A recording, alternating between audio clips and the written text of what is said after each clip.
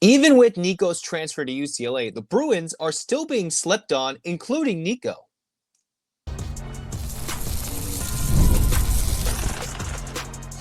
You are Locked On UCLA, your daily podcast on the UCLA Bruins. Part of the Locked On Podcast Network, your team every day. Welcome, everybody, to this edition of the Locked On UCLA podcast. I'm your host, Zach Anderson-Yoxsimer. Thanks for making this show your first listen each and every day. It's free wherever you get your podcast, and it's available on YouTube. Like, comment, subscribe, download. Thanks for making this show your first listen each and every day. And welcome back, all you everydayers. This episode is brought to you by Monarch Money. Take control of your finances with Monarch Money. Use the code LOCKEDONCollege at monarchmoney.com for 50% off your first year. Today, talking about Big Ten QB rankings, UCLA Softball's NCAA tournament path, and the baseball team's chance to win a Big Ten title. So we start with football. Nico Iamaleava, obviously the transfer that made headlines in April, leading UCLA to become a team that will be a very entertaining watch in 2025. You bring a new offensive coordinator, a QB guru, you send your other QB packing, you send a bunch of QBs packing, close to 4 to 5, and here's UCLA looking for, we're going to be very interesting. More wide receivers, a supposedly beefed up offensive line, and the offense might be a lot easier to watch than it was in 2024. And you could say it would be even better than Chip Kelly's last year in 2023, but all that remains to be seen. What I'm looking at is a 24/7 Sports list that rated the Big Ten QBs just a few days ago. And you're like, okay, what does that mean? Well, UCLA started with Joey Aguilar. You did this list a couple weeks ago prior to the Nico transfer before Aguilar left for Tennessee. UCLA, their starting quarterback was 17th. UCLA was sitting there as a team that was like, okay, here we go. Our starting quarterback is listed as one of the worst in the Big Ten.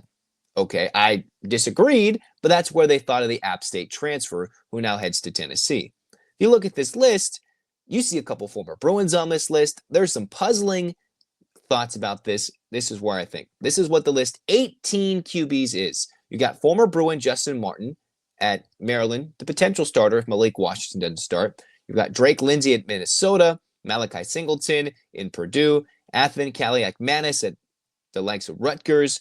You have Preston Stone in Northwestern, Billy Edwards Jr., Wisconsin, Aiden Childs. Interesting. He was supposed to be the second coming, if you think about it, from Oregon State to Michigan State. He's rated pretty low at Sparty with Jonathan Smith.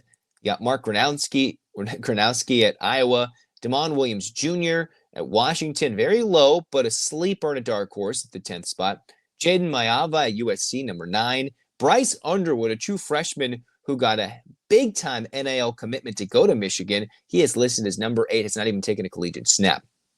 Then, where I disagree here is Nico is listed as the 7th best QB in the conference. Now, if you think about it, UCLA's already taken a 10-team leap in this rankings list just from like a month ago, from the offseason, from the winter portal. You're like, wait a minute. That's huge. That's great. That's what makes this UCLA season exciting, that their win total numbers have jumped a full win to make UCLA seem like a bowl team in a bare minimum successful season. That's kind of what that means in a win total with the 5.5 at the moment. But Nico's number 7. And then you see Dylan Raiola, number 6. Fernando Mendoza, number 5. Okay, interesting. The former Golden Bear. Dante Moore, number 4. That's where the red lights start flashing. Like, I don't know about this. Julian Sayin at Ohio State, number 3. Okay. Luke Altmaier, 2, and Drew Aller, 1. But where I'm thinking is, all right, I can live with Drew Aller being number 1 and Luke Altmaier being 2. I would throw Dylan Raiola, number 3 there. But you're saying what we saw of Dante Moore, who is now in the same year as Nico Iamaleava, and you're like, who would you rather have? Well, you've had Iamaleava, who's put up better numbers for a playoff team, played in the playoff, and we saw what Dante was as a true freshman. Now, the growth, the year off, a solid system that has produced very good quarterback numbers for Oregon the last couple of years.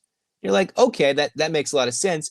But I just don't see how Nico, and yes, I was an advocate to look away from Nico, go elsewhere, but they have him now, and I still clearly think Nico is better than Dante. Let's compare these numbers. This was Dante's year at UCLA in 2023. 9 games, a completion percentage of 53.5%, 1,600 yards, 11 touchdowns, 9 interceptions, with quite a few of those going for pick sixes.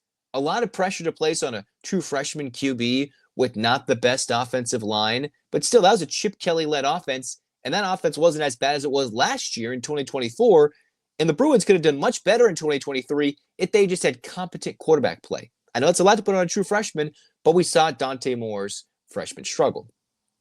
Now, you look at Nico's numbers, who's heading into his redshirt sophomore campaign. He put up almost a 64% completion percentage, 2,600 yards, 19 touchdowns, 5 interceptions, and that's over 200 yards a game. Some people think, those are weak numbers, not the best. Maybe he missed open receivers.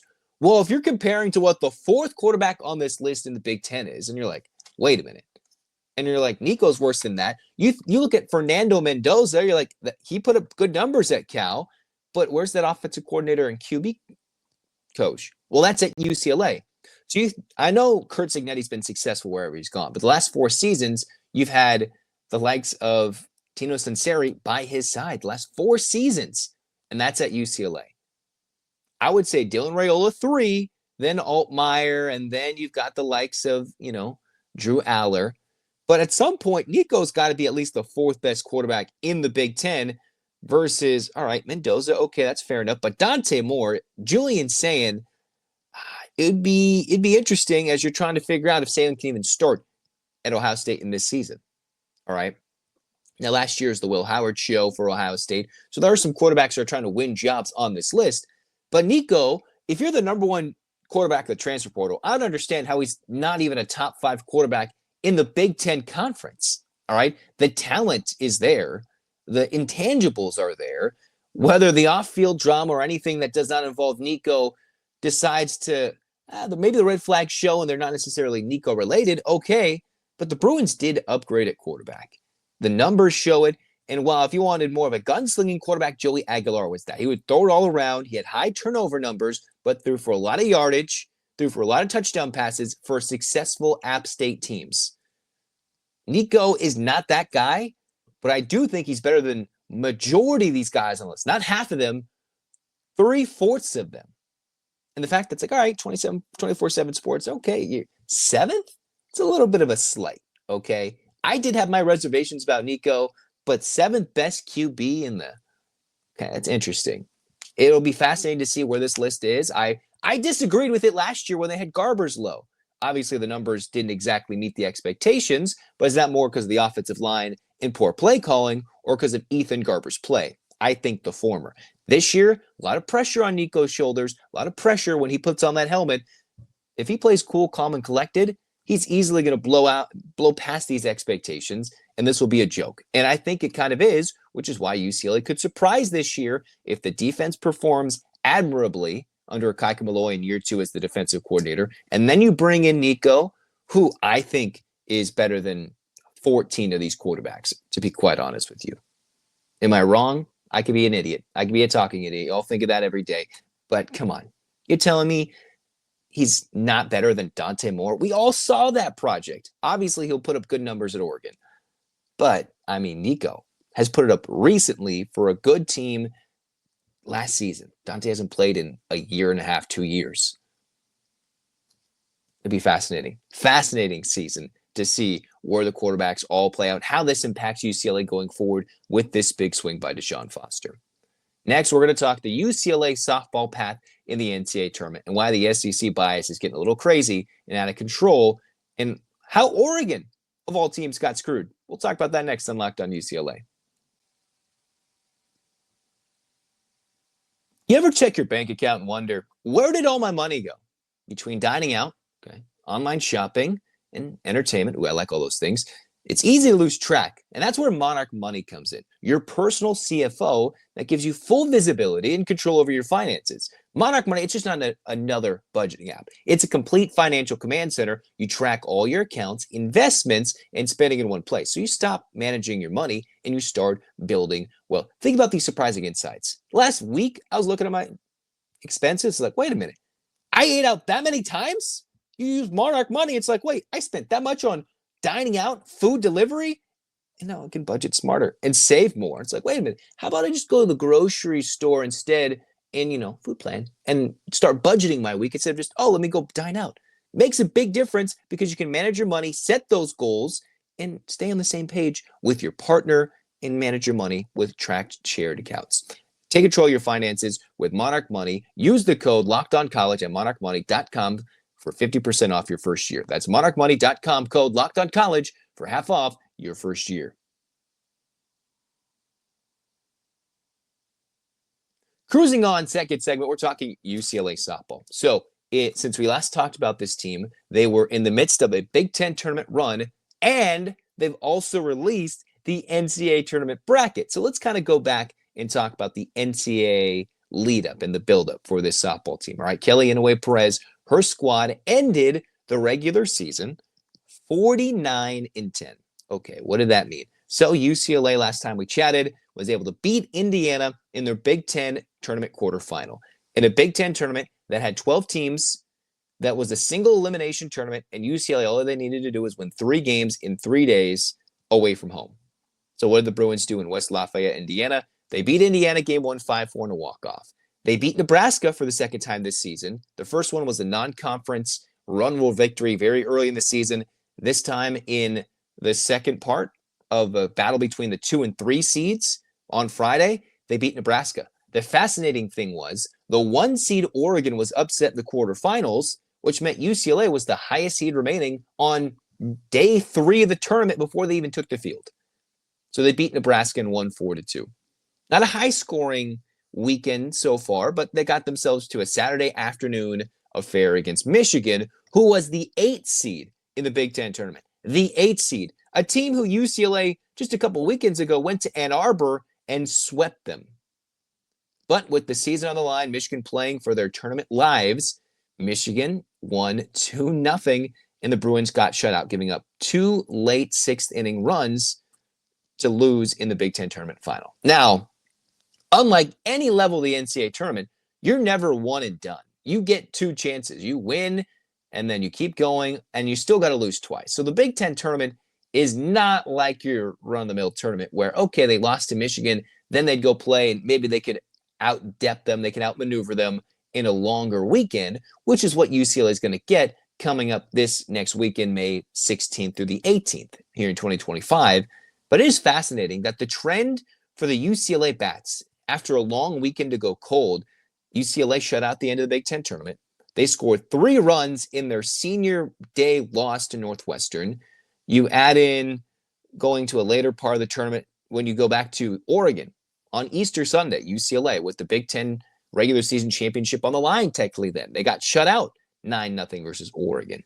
You go to earlier in the year, UCLA in their non-conference losses to big teams, they would find ways to lose by a run, score less runs. It'd be late, heartbreaking losses, and that's been a trend of this team. So maybe the Bruins can start hot in the NCAA tournament, but these late weekend just lulls have been hurting their record all season long.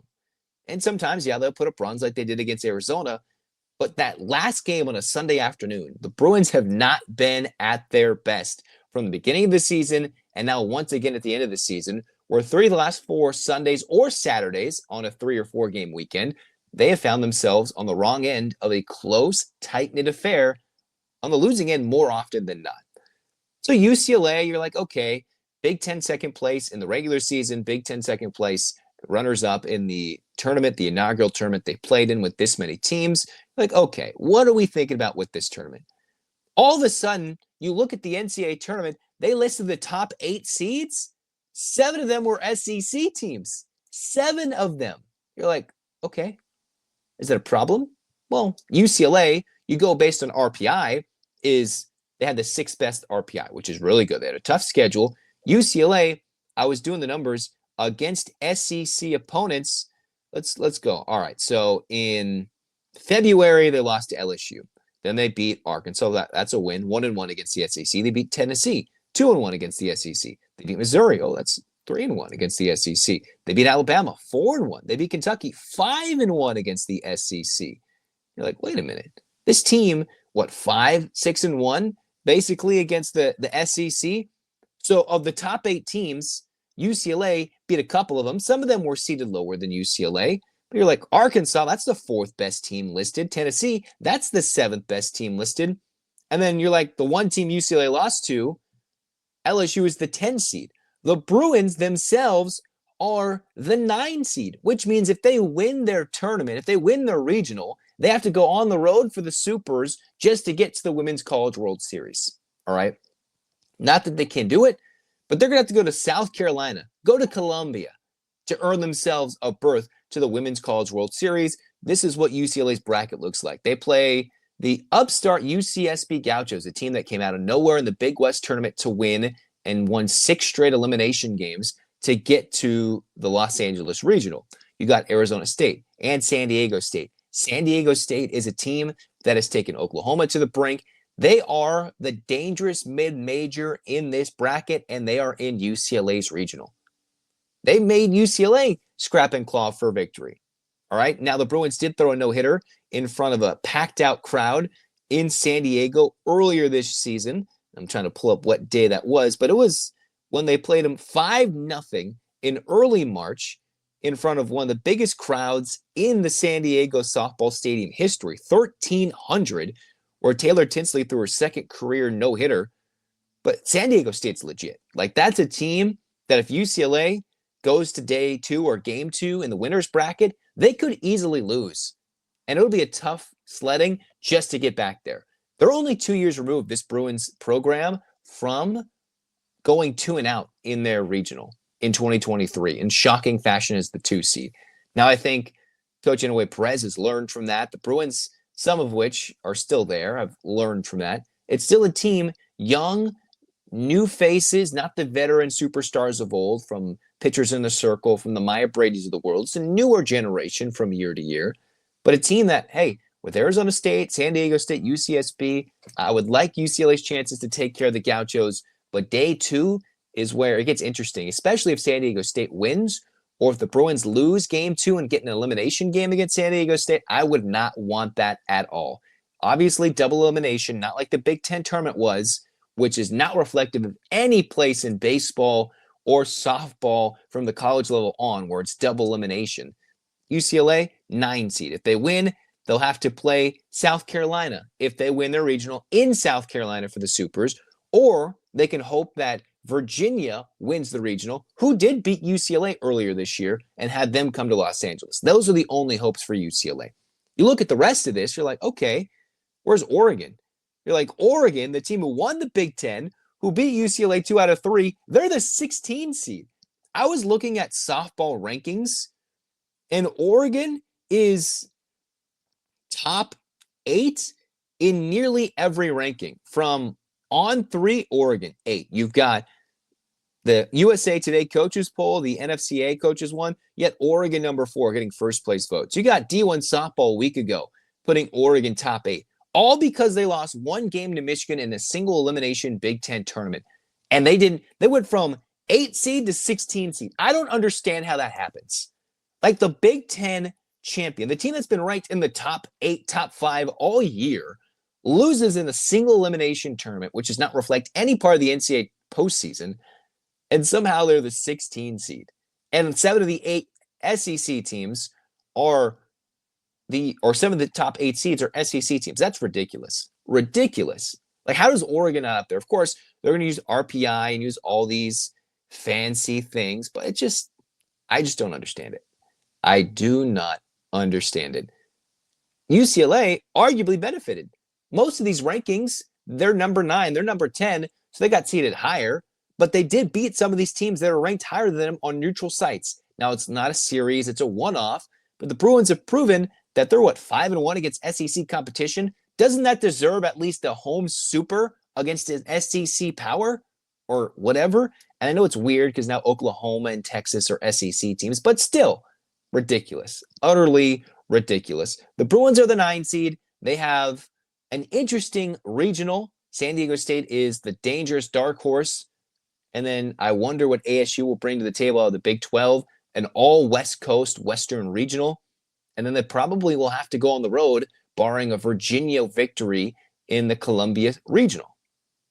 And then you get to the Women's College World Series, and the Bruins can't fall short in those later games. The Bruins got to take care of business first this weekend. We'll talk about it. We'll detail more and more leading up to the weekend.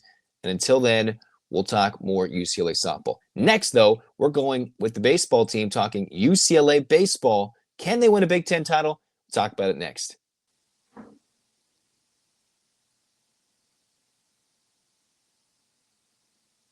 All righty, John Savage's bunch finding a way to maybe win the Big Ten title in their inaugural season, the regular season, and they earned Coach John Savage's 800 career coaching victory all time to UCLA. His UC Irvine dates included there as well. Congratulations to Coach Savage, who earned that, I believe, on Saturday when the Bruins beat Illinois. But it was a huge weekend for the Bruins. They came in to Champaign at Illinois Field with 3 straight losses, 2 to USC in Irvine. Then they lost to Long Beach State at Blair Field against the Dirtbags.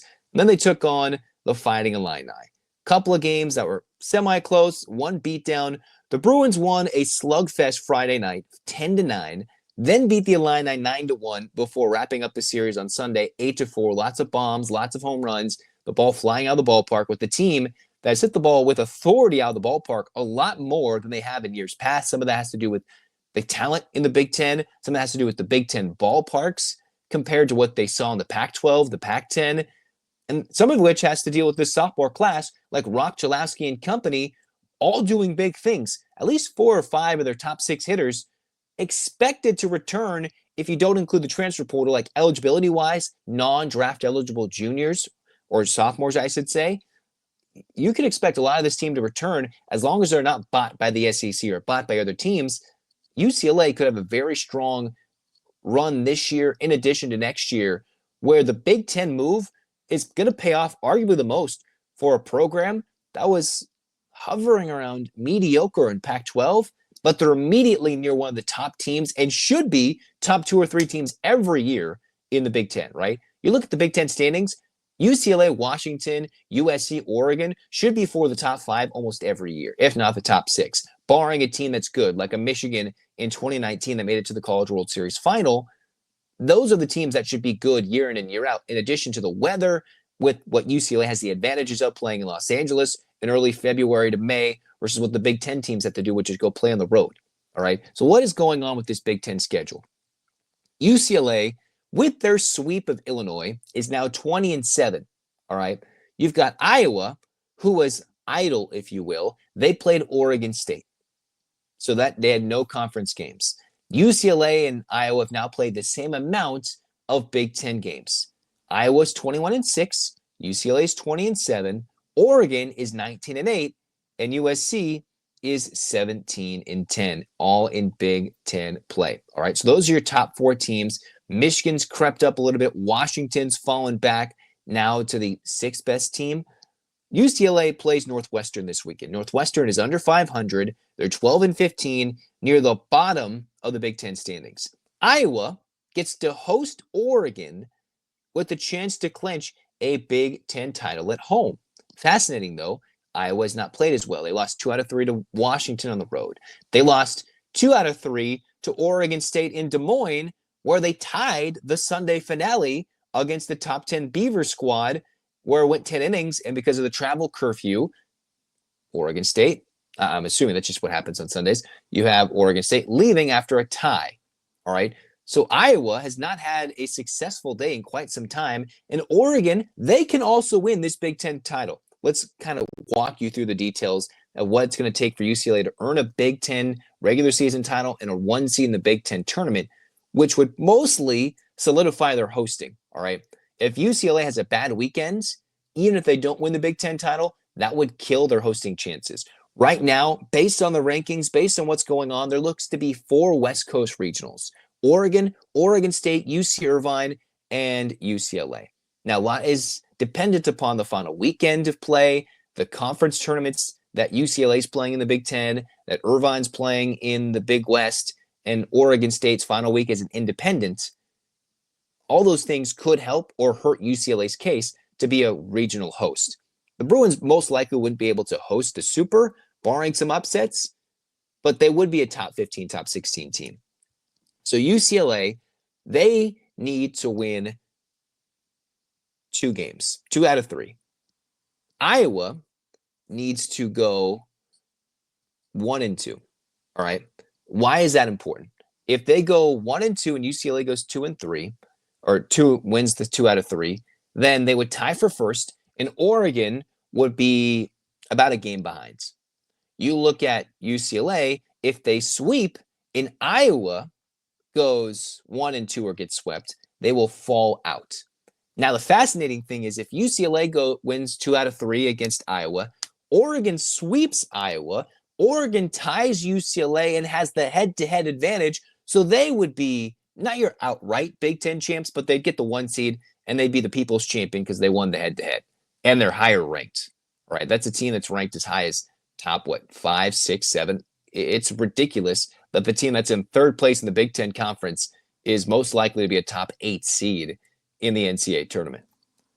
So what UCLA needs to have happen after a strong weekend against Illinois, who is better than Northwestern, they host Northwestern, UCLA does, before taking off going to Omaha for the Big Ten tournament, kind of getting to see this is where we want to be in 2 to 3 weeks' time. So they get to go, all right, this is what it looks like in May. We want to see what it looks like in June and July. So if John Savage's team wins 3 games, and Iowa wins 0 or 1 or 2, UCLA is at least a co-Big Ten champ. An Oregon series victory and a UCLA sweep guarantees UCLA the Big Ten co-regular season championship. Now, I haven't gotten into the details as to what happens if UCLA and Iowa tie for the Big Ten championship, but in my eyes, Iowa's schedule's been so weak, they've beaten nobody of note in the non-conference or in conference play. UCLA has done, admirably against much better Big Ten competition, including beating teams that Iowa simply did not in Seattle against Washington. But I think this is leading up for UCLA to have a last-second steal of the Big Ten regular season crown. But if they slip up and Oregon sweeps Iowa on the road, then they will be the Big Ten champs. So it's all fascinating that it comes down to 3 teams that can all win this Big Ten championship, and it all depends how they play. A sweep, 1 loss here, 2 out of 3 here, and that can lead to Oregon winning, Iowa winning, or what looks likely is UCLA potentially stealing it in the last weekend, which was possibly going to happen with Iowa playing Washington, Oregon State, and Oregon. A rough way to end your regular season for a team that I just think is a fraud compared to the UCLAs and Oregons of the Big Ten, right? Their schedule was so easy in Big Ten play, but they get a chance in Iowa City in front of their home fans to prove me wrong and everybody wrong by just simply taking the series. They'll most likely clinch at least a tie of the Big Ten. And I can't wait to talk about it on the future Locked On UCLA episodes. We'll talk more basketball, more softball. We'll talk more spring championship updates on this show. So get your hands up, Bruins fans. 8 clap time, baby. And 1, 2, 3, 4, 5, 6, 7, 8. UCLA. UCLA, fight, fight, fight. This has been Locked On UCLA. Zach signing off. Go Bruins.